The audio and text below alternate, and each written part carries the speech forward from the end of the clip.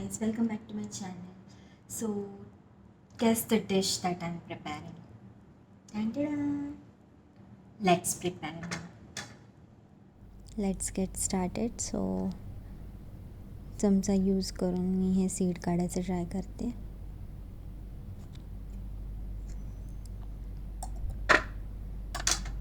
किती खुश. सो एका बाउलमध्ये ॲव्होकॅडो काढून मी ठेवून देईन. हा जास्ती पिकलेला नव्हता, सो हाताने स्मॅश नव्हता होत, मग मला ते खिसणीने खिसावं लागलं. तसंही करू शकतो आपण. सॅटिस्फॅक्शन मिळतं हे असं जेव्हा क्लीन निघतं ना त्यावेळेस.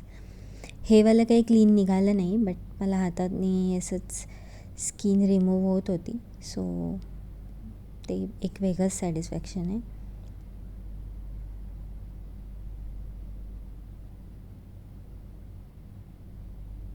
मी ट्राय करून बघितलं, बट नाही तुटत आहे, सो आता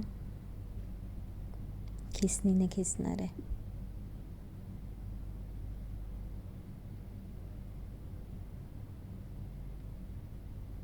खूप टाईम यातच गेला.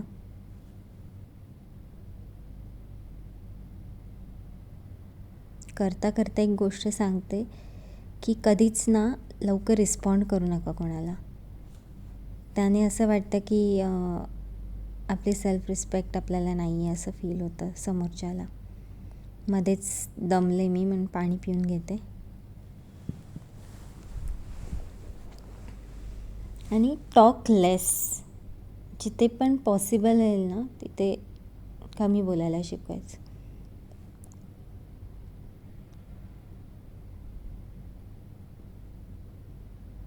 सो मी बनवत आहे ना जे सॅलड, ते सिरियसली खूप छान लागतं. तुम्ही पण एकदा ट्राय करून बघा.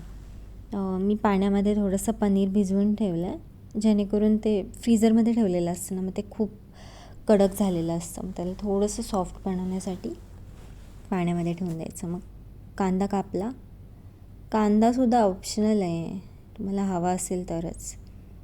तर त्या दिवशी मला गाजर, काकडी वगैरे काही खायची इच्छा नव्हती, सो मी फक्त ओनियन टाकलं आणि थोडेसे स्पायसेस टाकले आणि खाल्लं. आणि कांदा कापण्याची माझी पद्धत बघा. आणि चाकूकडे बघू नका, घाबरू नका. हाच एक चाकू आहे ज्याने नीट चांगलं कट होतं. सो आता कांदा मी टाकला ॲव्होकॅडोमध्ये. टोमॅटो पण टाकायचा होता, पण त्या दिवशी असं खायची इच्छा नव्हती. जस्ट सिम्पल काहीतरी खायचं होतं, सो फक्त कांदा टाकला.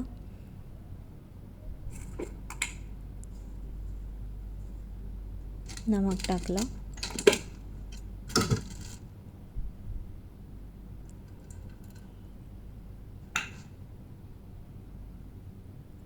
आणि हे जे पनीर भिजत ठेवलेलं आहे ना, त्याच्यातलं पाणी सगळं काढून घेईल. त्याच्यामध्ये सगळे स्पायसेस टाकले, जे जे तुम्हाला आवडतात, जे जे आपल्याला आवडेल ते.